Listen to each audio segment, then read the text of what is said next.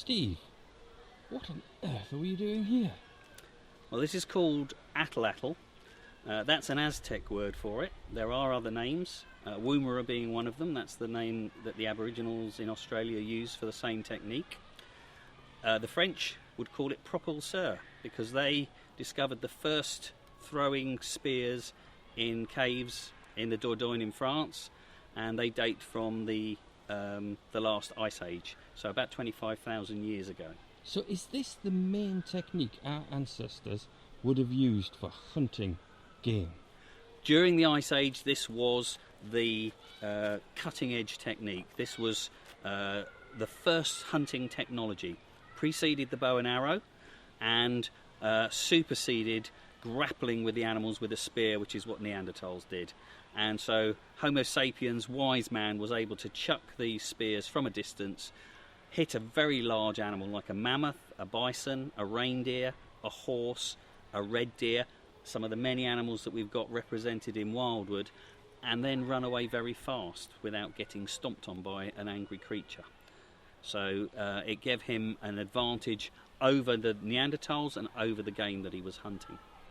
So, what are you trying to achieve today? Well, it's a very simple and enjoyable technique. It links us with our ancestors in the past, and it ties in very nicely with the big game that we have in the top forest at Wildwood, where we keep our Ice Age mammals, if you like, and that's where we have the red deer, the wild boar, the bison, which are the sorts of animals that would have been around what they called the megafauna back in the Ice Age, and that man would have been hunting for his food. Show us some of the technology. How does it work? Well, it couldn't be simpler. It's the propulseur, the throwing stick, is like a crochet hook.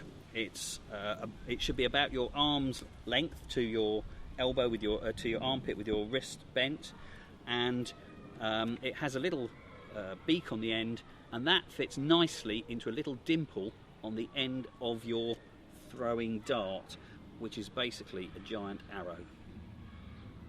And did you make these out of natural materials yourself? Yes, these are all, the darts are made out of hazel sunshoots.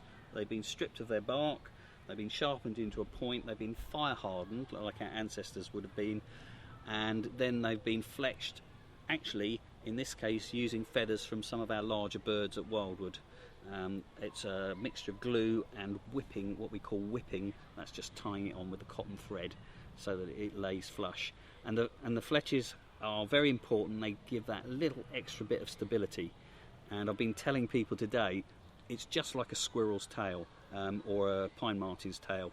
When they fluff them as they leap from tree to tree, just keeps their back end level with their front end and makes sure that they arrive safely. And that's what it does for these darts. Wow, so if you want to be an Ice Age hunter, you need to sign up to our Facebook group or keep an eye on us, and we'll be running more courses in the future. Oh, absolutely, yeah. We'll be doing this quite frequently, I think, from now on. Excellent, Steve. Well, I hope the kids look forward to it. Right. You've got to hold this like a hammer.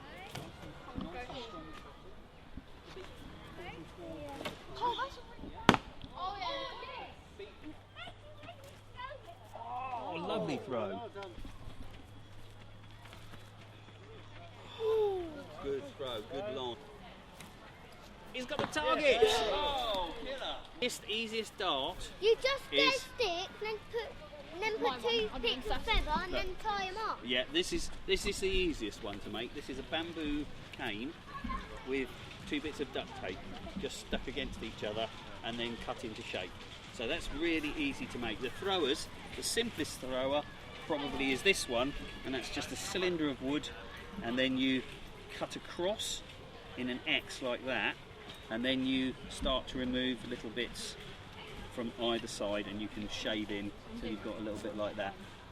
Or you can carve them into more detailed shape, or most of these, this one is a Y fork in the tree. So in other words, there would have been a branch.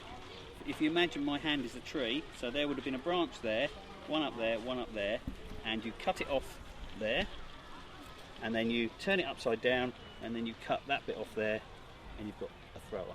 Fair enough. Okay, so it's nice and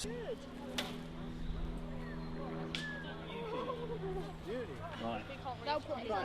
Let's try it. Right, that's all right. That's, you know, just keep it in a, just twist this head so he's more upright. Now keep it in a chop action. Okay, not too bad. Just twisted very slightly, so it disconnected too soon. Oh, killer! Dead bison.